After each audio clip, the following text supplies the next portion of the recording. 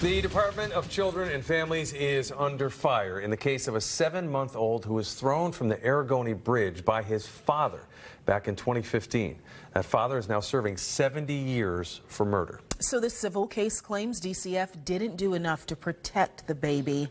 NBC Connecticut's Kevin Gaiss has been following this case from the beginning. He joins us now in Waterbury, where court wrapped up for the day. Kevin. Yeah, Mike Giesel, we started the day with the plaintiff, that would be the family of baby Aaden Moreno, resting their case. That's where the state was able to pick up on the defense defending DCF's actions more than a decade ago. The state mounting their defense of DCF in Waterbury Civil Court against allegations DCF failed to protect Aaden Moreno before he was thrown from the Arrigoni Bridge in Middletown and killed by his father, Tony Moreno. They always found things to push each other's buttons. She testified to Aiden's parents' relationship, describing it as at times problematic, but didn't describe it as violent, and she wasn't concerned for Aiden's safety. Did you have any specific concerns about Mr. Moreno or Miss Loyola harming their child at that time?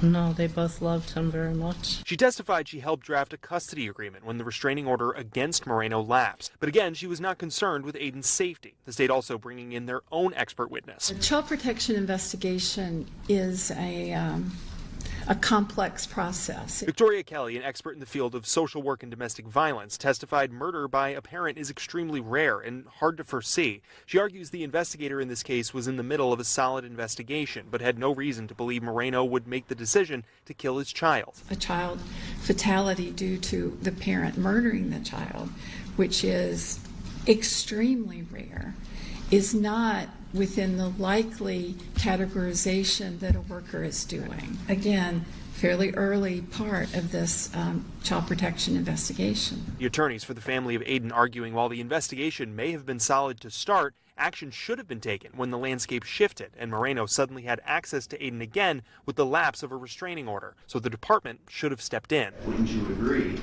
that DCF should have conducted a safety assessment of whether it was safe for Aaden to be with Mr. Moreno? Yes, they should have at some point in the investigation. Now, the state intends to call one more witness related to DCF.